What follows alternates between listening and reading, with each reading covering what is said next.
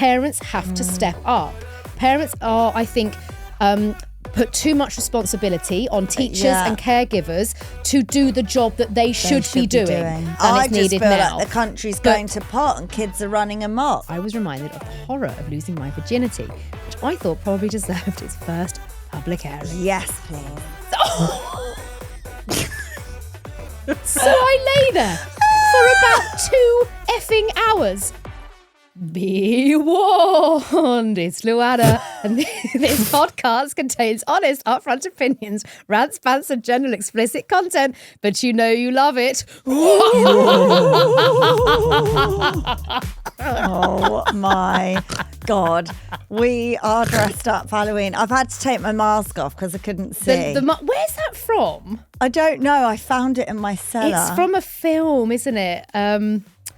I mean, to be fair, it's terrifying. It's Halloween. Happy Halloween week, everybody. Happy Halloween week. Happy in the trenches We're dressed of up. Imo is Claudia Winkleman, complete with black eyeliner. Can I just say, actually, You look quite good as Claudia Winkleman. Can I say that I'm going to say gloves on. There is no producer that exists that has made quite the effort that our Imo has. It's the nude lip. Nude lip, yeah. With the orange face, the excellent eye makeup, the brilliant wig. Well done, Claude Imo today. I've come as Elizabeth Moss from Handmaid's Tale. Yeah, our favourite show. Lou has come as her 7-year-old Clemmy. Well, basically, I forgot to do anything and I found Clemmy's little dress. Then I found this cloak. It's not bad. This wig, this mask, and this little guy, a little skeleton man. This is when downstairs. So I just went to my fancy dress box in my cellar, labelled Halloween. See, this is why you need to keep toot. Well, this is where being Louisa Zisman definitely excellently wins, because you do have a box for everything. Everything. And this is great. This is why. Just I have one a lot step of ahead. fancy dress. Oh, little pop there. Good morning, everybody. Well, welcome. This is LuAnna Halloween special. Nothing special about it except we've dressed up. And of course, we are bringing you our views on the big stories of the week, as well as other guff. It's a guffage, yeah. I mean, have you died from sepsis? Well, people are dying to know. Dying. Well, I mean, it is Halloween. You know, have I come back from the dead from this episode, guys? I mean, it could well happen. I would just like to say public service announcement. Yeah. Thank you to the kind, considerate people who have come up to me in their droves. Actually, it's 3 people over the last week to inquire out in the general public how my gammy finger is. I'm delighted to say it's on the mend. Still not perfect. Oh, but the tingly hand and tingly arm has now got better. So I think I have now managed to dodge undiagnosed sepsis. Brilliant. Congratulations. We're thrilled for you. Thanks, babe. How are you? How's your week been? I'm good. Just good. In Dubes at the minute. Getting the sunshine, babes. You don't like I don't the cold. like. Can I just say it's too cold for me now and I'm checking out. She's checked out, babe. She needs the sun. Honestly, I do. Yeah. This is making me miserable. I wake up, it's dark. I go to bed, it's dark. But it's the thing. I like going to bed at 7 o'clock when it's still light outside. Yeah. This is your circadian rhythm is very, very you. What's a circadian rhythm? When we wake and go to sleep with the sun setting and the sun going. And actually, but genuine, a lot of people are really sensitive to that. I love autumn and winter and cold. I just love all that. I do like the sun as well, but I'm quite a wintry person. But for some people, they are fucking miserable in winter, and it's important to go to the sunshine. I just need to get out now. You need the sunny climes. So that's it. I'm in Dubes now. 2 weeks. Do your kids get? It's obviously half term. Mm-hmm. Sorry, Imo's looking at me because I'm just trying to hang my skeleton on my mic. Your kids are off week or 2 weeks? We just get a week, thank God. Mine are 2 weeks. Good old state school. No, honestly. I love it because I can go to the sunshine, can't I? Actually, to be fair, you can do a good holiday. Get a good holiday. And then I think it's a win-win then, because I feel it's good because at state school you get lesser holidays, which means lesser having to look after my kids. See, I like it because I can go on holiday. Yeah, exactly. It works. Different folks, different strengths. It works. Like it. Why do... Sorry, I'm very tired. I've been very busy this morning. You've overachieved this morning, actually. I've overachieved. Filmed 3 pieces of content. Yeah, you've done it, babes. Dressed up as a... You've done that. What is that? I don't know. Anyway, why in our notes does it say Anna Jamaica Porn Club? Because we mentioned it last recording, I think, and then Anna said, I'll tell you about it next time. Oh. Do you remember? I don't know why we got onto this though last week. Were we talking about? I don't know how we got onto just like you need weird to tell things. us, why have you been in a Jamaican porn club? I don't know if I've ever told this anecdote before or not, but it was about awkward things. Because, what was the context? Someone had written in about going to a ping pong show. Oh yes. And it got really awkward, and then it spat in his face, and then it got really. That was the context. Pussy ping pong. Yeah, that was it. It just totally took me back to probably about 15 years ago when like Andy Peters on Good Morning Britain does the competitions, right? So I used to do that before it was Andy Peters. I used to do that. So it was brilliant because I'd basically travelled the world and got paid to do it, which was amazing, best gig in the world. Brilliant gig. But it was a brilliant gig. I loved it. Before kids, like it was amazing. I was away every month. It was brilliant. I just went to everywhere.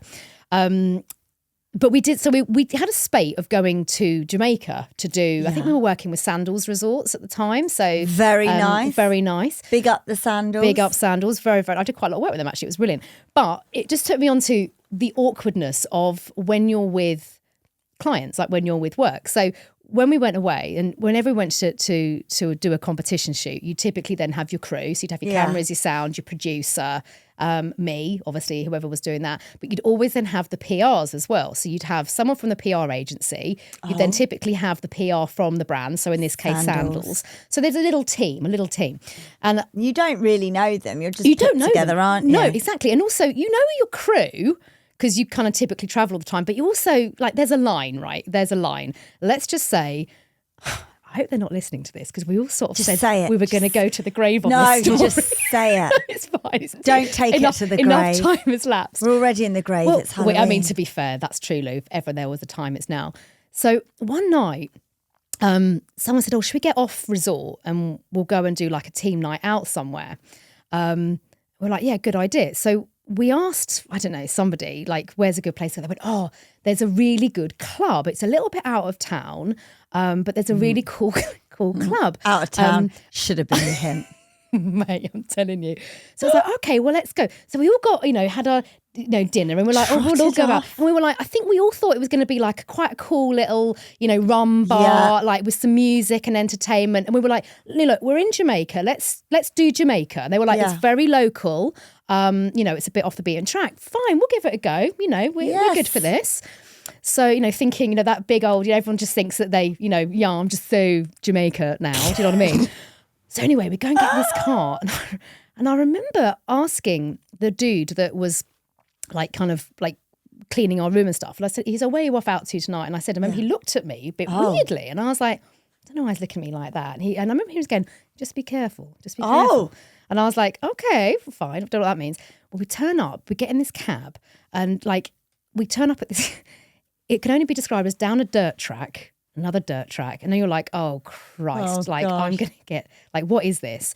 We get to this sort of building and we're all getting out, and we could not have stood out more. There's literally like 7 white middle-class people dressed in, like, a couple was still in their PR business suits as well. Stop. Yeah, I'm not even joking. So then we get to this like tunnel bit where, like you go into a nightclub, like, and you sort of get like the tunnel, and then you go to get your ticket or get your band or whatever. So we're like, look, we'll just go with the flow, guys, So we get in. The guy, like, and we should have known really, because the sort of bit where you got your ticket was like a jail grill, like Fort bloody Knox, right? Anyway, they look at us a bit weirdly. We get in, we go in, we sit down. I thought this is quite nice. Okay. And there was like a sort of boxing ring, like in the middle. Ring. Kind of looked like a boxing ring, like a sort of stage platform. Yeah. Oh, lovely. Give me a little cabaret night. Lovely. Very low lighting. Yeah. Like very sort of dark and husky and sort of, velvets and reds and, that kind of vibe. And then anyone fancy a drink? Oh, yes, please, fancy a drink. Everyone's sitting there quite prim and proper. And then this woman walks over to us, butt naked, right?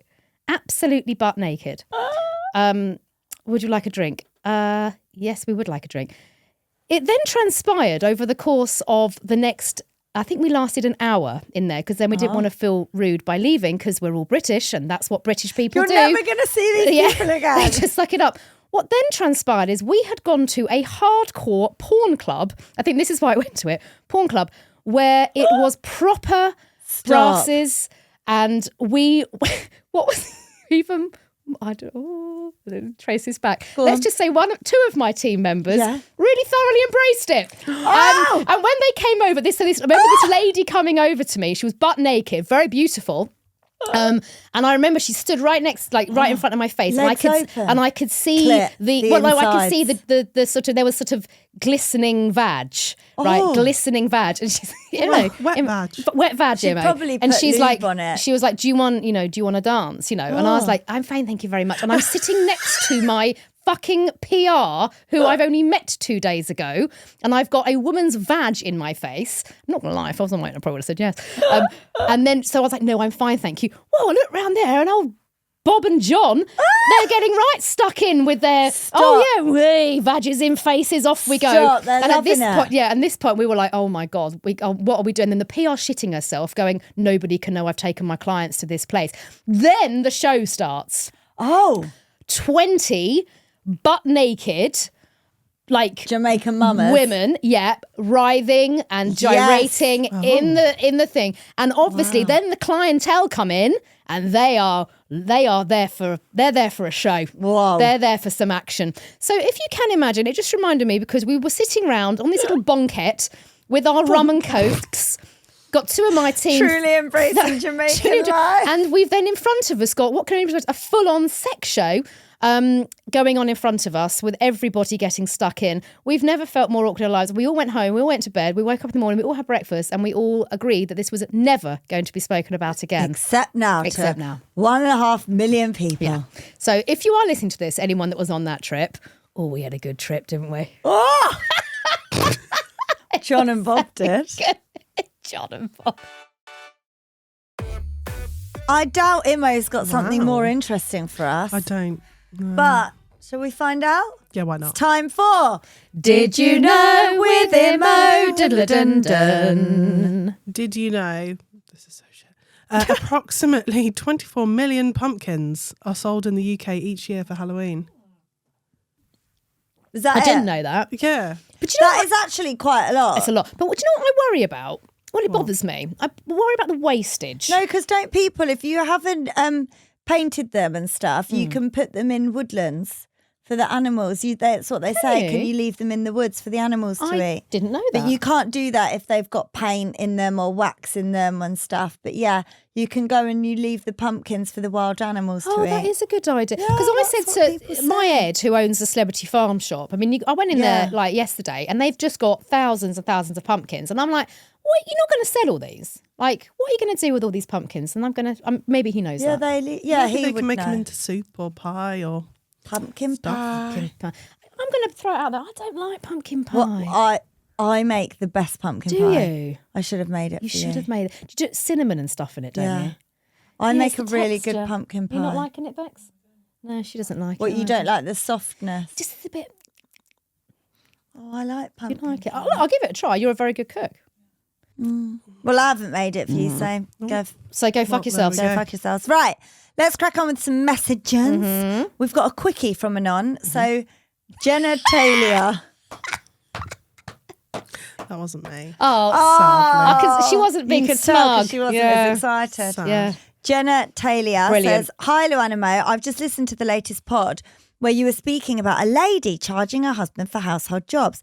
I just wanted to let you know that if I'm not in the mood and my hubby wants a BJ, I charge him 20 quid.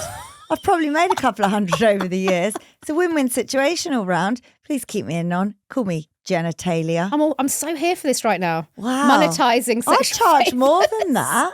What, for a BJ? 20 quid's not a lot. 50 quid. At least. Depends. There's different tiers.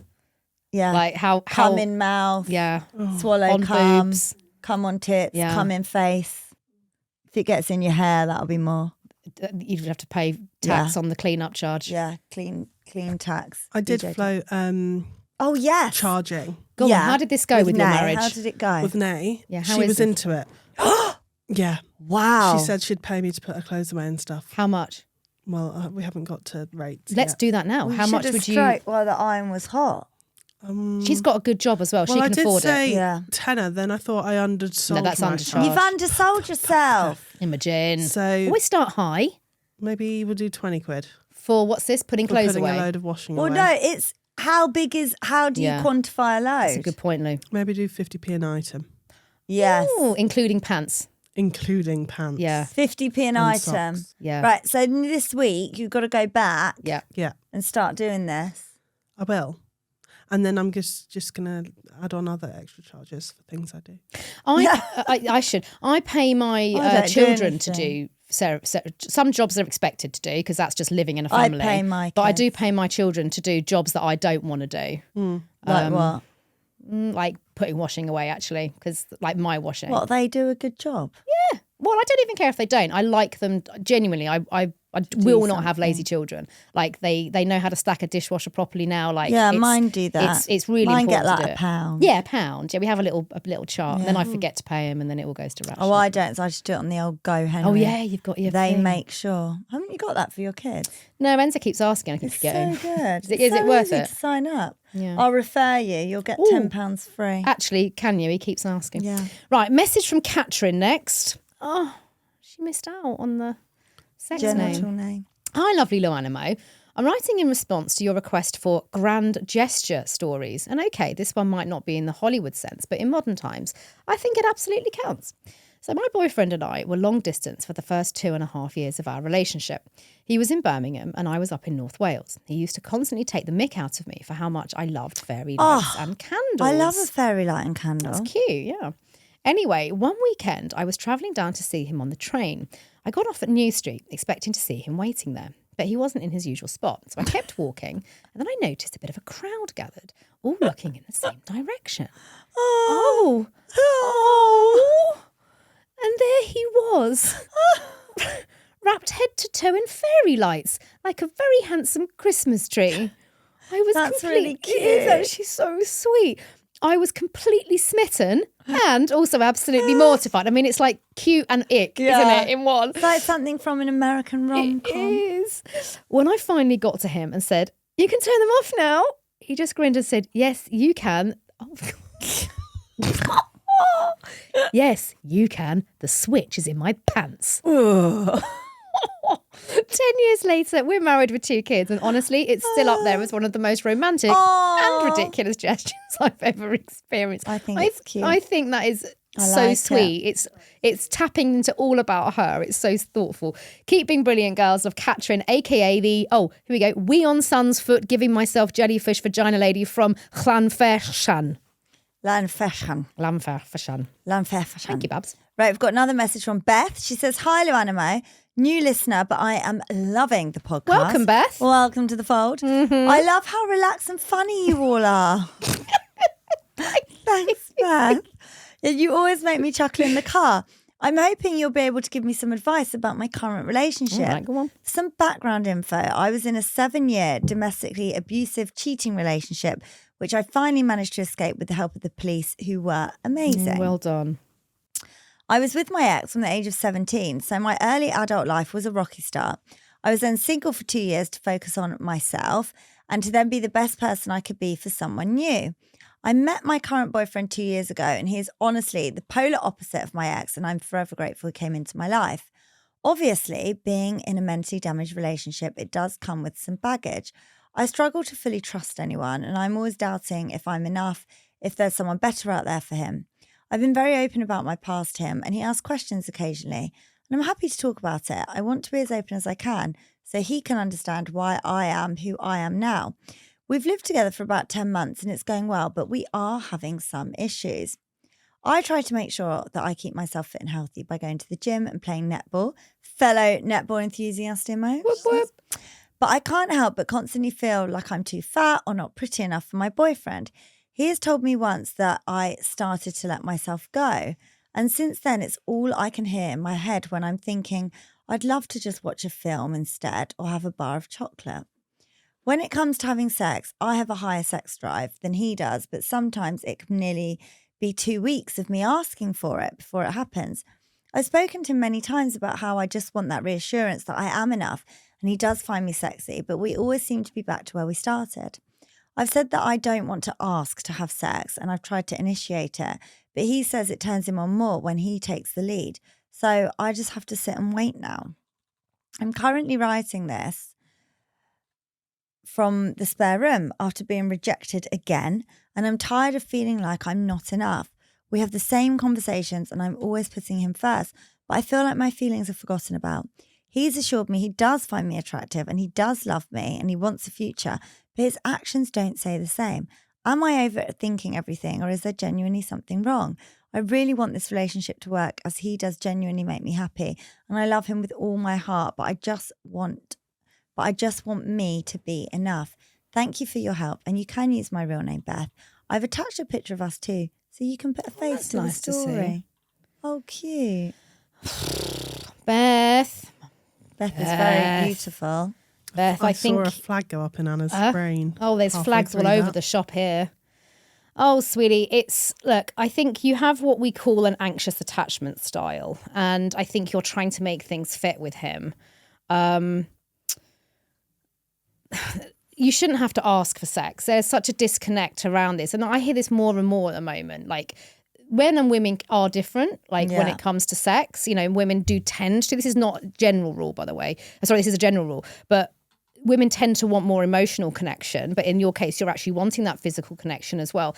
Essentially, I'm not comfortable with the things that he's projecting onto you. What do you think, Lou? I think that because of your past, you're probably a bit more needy. Well, this is the anxious attachment style, than he's used to be honest, because like going 2 weeks without sex is quite normal, I think, in a relationship where you're both busy, you're both working, you're living together. And then obviously you feel like you're then constantly asking, and then he probably feels like you're not giving him the chance to initiate because you're asking. I don't know. I would say that you are overthinking things. Like him saying to you, oh, you're letting yourself go. Like, again, it depends on the context that that's said in, because you said he's said it once. So it doesn't seem like he's constantly saying things like that to try and put you down. And where you're a bit oversensitive, he might have said something in a certain like jokey way, or like, oh, what are you eating at chocolate? Don't let yourself go. Like, I don't, and you never know within a couple. Like I'll say, the context is important. Even my friends, I'll be like, oh, don't eat that, moment on the lips. Like, so I think context is important. And if he's only said that once, I think that maybe because your past experiences, you've clutched on to the fact that he said that once, and you are now being like, oh, I've got to go to the gym, I can't eat that chocolate bar, I've got to do netball, I've got it. Like, he just said one passing comment once, potentially. That sounds like the only bad thing that he's actually said. We don't know how regular or frequent that would be. I think essentially at the moment, it sounds like there's a lot of incompatibility around that, and that comes from you having an anxious attachment style because you're being very needy and you're interpreting everything he is saying. But it sounds like there's a disconnect because he's obviously wanting the thrill of the chase as well. You guys, it comes down, you have to be really honest about what you need. And if you do need more reassurance, that's perfectly fine. And this is the thing, if you are an anxious, it's about relaying that to your partner what you need, but also for them to understand that and also let them know what they need or what they find too claustrophobic. Babes, I think what you guys need is some serious, real heart-to-heart conversations, and I would just really recommend you come at it from a first-person perspective. And I'm feeling this, what are you feeling? And finding that common ground. And to Lou's point about sex, look, there really is no right or wrong time or amount you have sex. It has to be mutually okay. Like sometimes my husband and I go for bloody ages without sex, but we will actually check in with each other and go, you know what, I know we haven't had it off for a while, but I'm just checking you're okay. Yeah, I'm fine, I'm knackered, great. It doesn't actually, it's about mutuality on this. There is a disconnect. You're not happy. I do think I think you need to be a little more honest with him, and I would hope he's a little more forthcoming with actually accepting how you're feeling, because you are carrying baggage. It's just the way it is.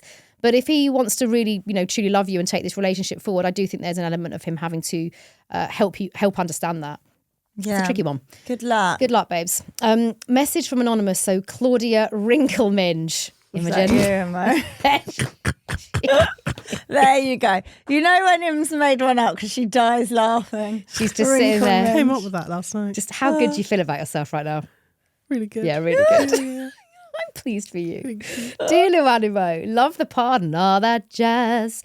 I was listening to last week's pod with the listener resorting to the forest. Oh, this was so good. resorting to the forest to escape her boyfriend's mother catching them shagging. And whilst howling with laughter at the tale, I was reminded of the horror of losing my virginity, which I thought probably deserved its first public airing. Yes, please. Oh, you've come to the right name. Give me a porn name, please, if you read this out, as I can't afford to be identified at work with this one. So buckle up and settle in for mortified embarrassment. It was the 80s, and there I was with the obligatory hair, shoulder pads and tight jeans.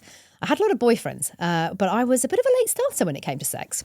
The main reason for this was fear. Now, not the fear of teenage pregnancy or an STI, but the fear of my mother finding out I had done the deed. And the wrath of my mother was too much to bear. I'll be honest, my mum's fucking scary, and I felt the same. My mum was, and still is, a lovely, kind and generous woman. Ditto. But this is literally my mum. But growing up, she was a fabulous example of a Victorian parent. Do we have the same mum? Like, this is literally it. Fucking scary, but utterly lovely. She had no qualms about carrying out the threatened punishment if you broke the rules. And yes, I was that child who got their mouth, okay, this didn't happen to me, washed out with soap, palm olive. Oh, when they swore. My brother, just goes to show, when he was at school in the early 80s, I remember one of the kids in his class actually was forced by the headmistress, had his imperial leather bar of soap because he must have said something naughty. The teacher actually made him wash his mouth out with soap in the school toilets. I just could never get my kids to do that. They'd be like, fuck off. But not now, exactly, but it's different time. Yeah. Different time. You just didn't, but you didn't backchat your head, did you? You were terrified of your head teacher. You just did as you told. Times are different now. Times have changed. Anyway, back to the topic at hand. I was 18 and due to go to university in the autumn, and I was adamant that I wasn't going without that first time under my belt. You've got to have done the deed by then. This is it. And whilst most people want their first time to be a little romantic, I was going to take a more practical approach. I can honestly say most people's is not romantic their first time. Mine definitely wasn't. Now, I wasn't just going to shag the first person who offered at that point. I had a boyfriend and decided he would be suitable for the task at hand. He was a year older and at uni nearby to where I lived, and we were part of a friendship group with his friends and my school friends. And being uni students, they had regular Saturday night parties. So I arranged to stay at my friend's house to avoid my mum's spidey sense. And told my boyfriend Saturday was the night we were going to have sex. This is it. This is it. Diarised. It's in. Yeah. This is like American Pie. Yeah, that's what I was about to say. Yeah, and like the prom night. Yeah. Oh, I need Kevin. to watch American Pie. Oh, isn't that a belter? I love it. Up there in the top 5, I reckon, of best films. He was impressed with my forward planning, but mentioned that he was definitely up for it. So might be feeling a little bit under the weather as he was having his wisdom tooth out earlier in the week. That's unfortunate, isn't it? Saturday night arrived. Spent ages getting ready. So if I say so myself, I was looking hot, or as hot as anyone looked in the late 80s. Boyfriend appeared fine after his wisdom tooth extraction. He was having a few pints and I was knocking back the Pernod and Black. Oh, God, those are the days. To ensure a pain-free cherry popping. After socialising a while, we headed off to his bedroom and locked the door. We then got down to business. Nothing untoward occurring at that point, and we were building up to the climax when I noticed he was looking a bit out of it and was slurring his words of excitement. Thinking this was quite normal as a first timer, I didn't say anything, and he shot his load. Oh, wow. And promptly collapsed on top of me. Now, when I say collapsed, not with satisfied exhaustion, but it turns out a cocktail of painkiller drugs and Stella. So there I am, under a dead weight of boyfriend, his cock still inside me. And I was completely helpless. We all know that little softening. Oh, God. I couldn't move him. I couldn't get out from under him. And I couldn't shout for my friends as I wouldn't have been heard through the indie tracks blasting at full volume. So I lay there for about 2 effing hours. He, still in a drug lager-induced coma, me squashed, cold, full of jizz and a shrinking Johnny. Then you'd be worrying about the shrinking Johnny. Do you know what I mean? Yeah, because then it could get in you. Exactly. That Johnny might get sucked You've got to whip that thing off straight away. After 2 hours, my friend started looking for me 2 hours knocking on the bedroom door, but they couldn't get in due to the previously locked the door to avoid drunks and voyeurs. And I can't get out. There was no spare key. And even if there had been one, they couldn't use it as we'd left the key in the lock. My friend was concerned that her mum would be on the warpath if we didn't get home soon. And I was petrified that I was going to be there for the entire bastard night. Fast forward another hour and he stirred, starting to move a little. What the actual F, girls? I saw my chance and I went with the motion, managing to slide off his now shriveled knob down the bed and rolling onto the floor in a move straight out of the Sweeney. I grabbed what clothes I could find amongst the coats and I ran out of there as quickly as I could. Needless to say, the humiliation of 18-year-old me meant that I couldn't face my boyfriend after that night of horror. Oh, no. And I dumped him the following day. I went off to uni, determined that my next foray into sex would be a little less hideous, and it was. But to this day, when the girls' chat conversations turn to our first time sex, I just can't bring myself to tell the humiliating tale as it was. I just say it was uneventful when nothing could be further from the truth. It's a belter, babe. Love listening to you on the pod. You really do brighten up my week twice. Love anon. Oh, that's so good. Bless you. You've got to share that with your mates. It's a good one. Over some champagne. Wear it proudly. Yeah. Wear it proudly. Remember, if you want to get in touch, you can email us, LuAnna, at everythingluanna.com. You can also drop us a WhatsApp on 07745 266 947. Now, Newsy Bits, this has been doing the rounds very much so the last couple of weeks. In fact, I've also supported this with the NSPCC as an ambassador. I'm an ambassador for Childline at NSPCC. It's all about smacking children. Now, Alan Shearer and Michael Caine have joined calls for the Prime Minister to ban smacking. Now, there were actually thousands of celebs and other people of note that also have been campaigning against this, me included.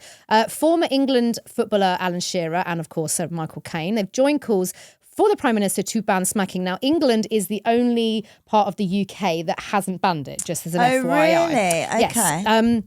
So they've signed a letter to Sir Keir, which Downing Street have received, and it urges them to be brave and lead with courage and compassion to end the damaging and harmful practice.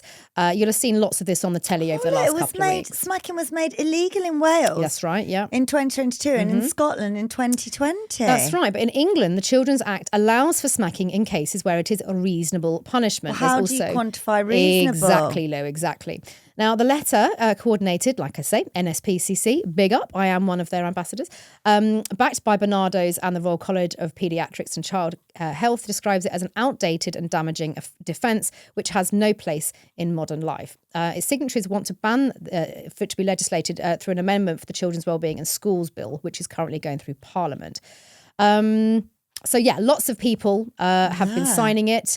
Many other countries around the world, including Wales and Scotland, like I say, have already changed the law to ensure children have the same protection from being hit as adults. That makes sense, doesn't it? Well, this is it. And I think... The only thing I will say is, I mean, state the countries in and the amount of lack of discipline that kids have. Like, do you want to introduce... I don't know. Well, no, I know what you're saying about discipline. I think there's a fine line and very important. You're absolutely right to raise it, because discipline and boundaries, I think, has never been needed more than it's needed now. I just feel like the country's going to pot and kids are running amok. However, teachers suffer so much in schools. There's no respect. But smacking, I think, when we're trying to teach children, and as we know now, let's say if you turn around and hit me now, that is an offence. Yeah. So I think that has to absolutely be parity. Yeah. But it is. You don't go into a workplace. You can't, disagree with somebody and then smack them in the face. So why should you be able to smack children? And I do agree. And I also agree, adults, have a much more physical force. I think teaching your children by physical punishment doesn't work. It is doesn't outdated. Work. It's outdated. And I got smacked when I was younger. Did you get smacked, we were Imo? all part of a smacking generation. And you know what? I'm also not going to chastise my parents for smacking us, because that was... And I think... I think I'm all right, even though I got smacked. Well, I don't carry any scars from being smacked either. I didn't get smacked often, but if I'd been really bad, or if, we'd been dangerous or something, got smack on the arse. But I also think...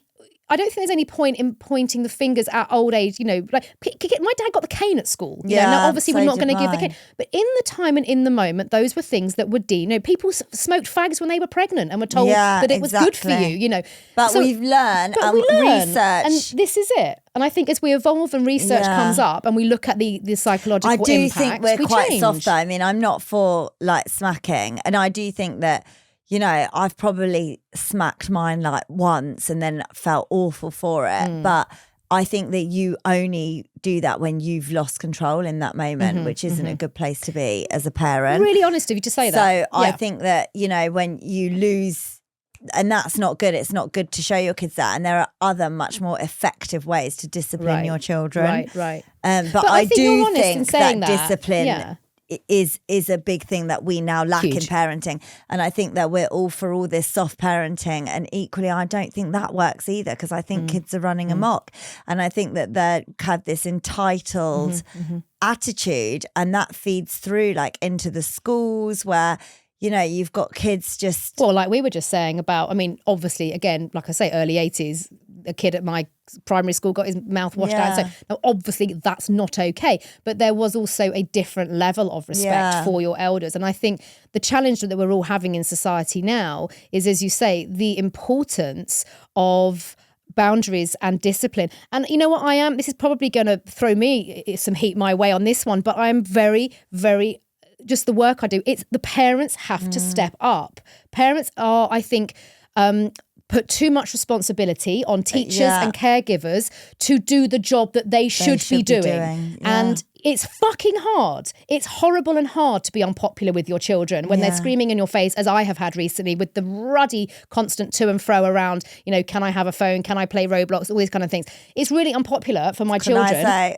I know you haven't got the iPad thing. I've had none of that. No iPads. It's been the best thing I ever did. But it's hard. But it's tiring when you are at the end of your tether of a day anyway, and when your kids are throwing back at you, going, "You're fucking like," I've been told many times, you're the worst mum in the world. You're the only mum that doesn't let me. That's this is bullshit.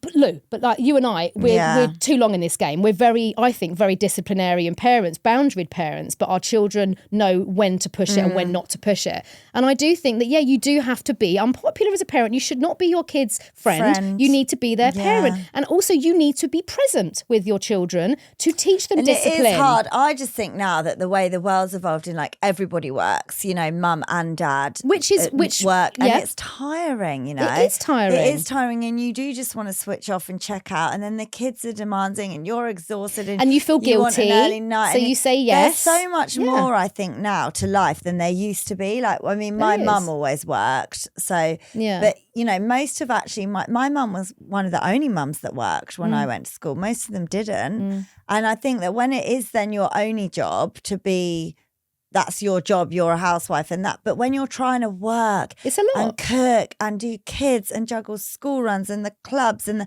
endless, our thing at the weekend, we'd just go to bloody Safeway on a Saturday, do the weekly shop. That was your big trip. On a Sunday, we might pop to Argos or go to the garden centre, and that was it for the weekend. Yeah. We wouldn't eat out. No, we wouldn't eat out. We'd have a Friday night takeaway once a month, an Indian. Yeah. And that would be it. Yeah. But now it's like, you're always eating out with your kids. You've got to take them to bloody Ninja Warrior or Jump Street or, all these places, endless parties every weekend. There's never any downtime for parents, which is exhausting. Anyway, we've really digressed. But anyway, we have, but I think we are for that. We are. But I do think that...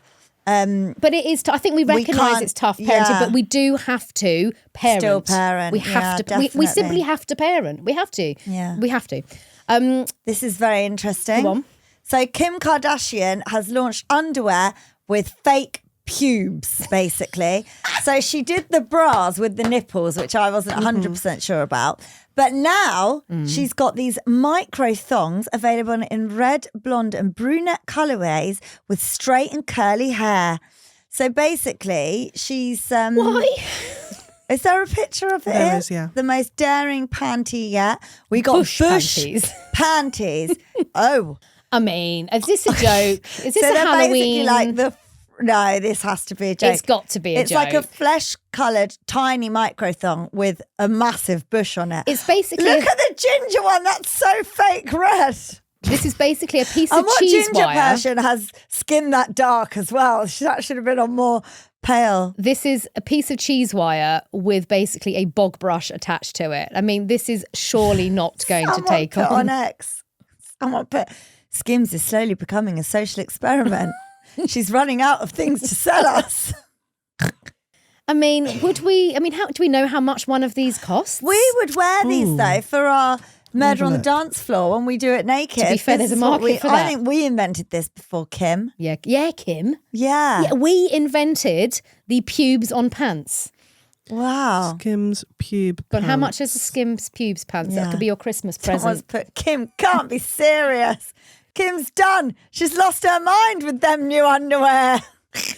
The thing is, though, I suppose when you're Kim Kardashian now, You've got I so would much do money. This as a social Yeah, experiment. I though, would too. just to see what kind of power my influence has. I'd be like, let's see. Can I create these ridiculous bush panties? And sell Will them. they actually sell to these stupid people that follow everything I do? And if I convert 1% of my following, that still equates to 1.5 million sales. Go on, Imo. Are they actually How on much are these price? pants? This is your Christmas Here present. we bloody go. Go on. Can't be. Kim real. Kardashian roasted for insane new Skims pubic hair thong, available in 12 colours for just $32. What a bargain. That's it. Well, Done. I would love to know the sales on those. Yeah. Very weird. Good luck to you, Kim Kardashian. Good luck. Right, it's now time for It's the Widow of the Week. Ah. Right, Jessica. Oh, Bex. Hi, LuAnna Mech. Oh, look how happy Growing she up is. in the world. So I love sitting on the floor. Always have. My favourite thing to do is eat my dinner, plate on my knees, sat on the kitchen floor, back against the cupboards. It's so comforting and cozy. Weird. That does not sound comforting or cozy. It sounds very uncomfortable. I love sitting on the floor. I like sitting on the floor, but not in the kitchen with your back Not having against the me tea. cupboard. I like sitting on the lounge floor. Yeah, the lounge floor I'm with not your back having me against the din-dins. sofa. Were you repressed in your former life, my love? I would do that. Would you? Right, Anon. So this person's anorection. Oh, no. Anorection. Anorection. Oh, hello, girls. Hope you're all well. This isn't something I often do, but it's something I've done a few times. And when I told my other half, he looked at me like he was about to get me admitted to a psych ward. About 2 years ago, I went to meet a mate in town, but I was early and she ended up over an hour late. So I had time to kill. So I pretended I was an MI5 agent or like a private investigator or something.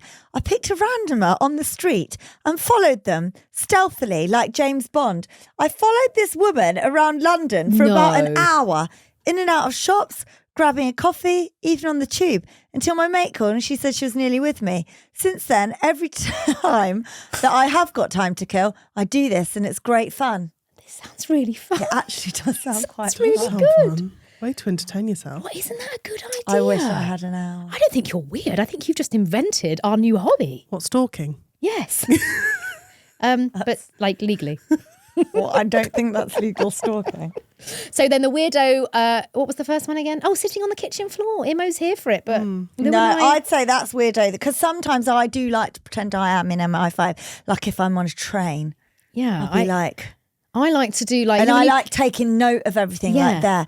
Like she's in a baseball cap, brown. What does He's she wearing do? this. Yeah. What's he doing? Is he sketchy? Because then I think if there's a murder, I'm going to need to Yeah. give an account This of is all it. of this. Yeah, if I So ever I'm hear quite like a big, like observant. loud scream or something, always note the time. always, Yeah. always, and where, yeah, exactly. So she's not weird. She's She's not taken it weird. one step too far. Yeah, perhaps don't follow people. But do you ever For get an another hour. thing I do as well? You know, when you're driving or like in the passenger seat looking out, and then you see in people's houses, I always start to think about who they are, what they do for a job, what it's like Yeah. living in that particular I do house. that. Like, and I really put myself in Yes. that moment. It's weird. I do Okay, that. well, we're all a bit weird too.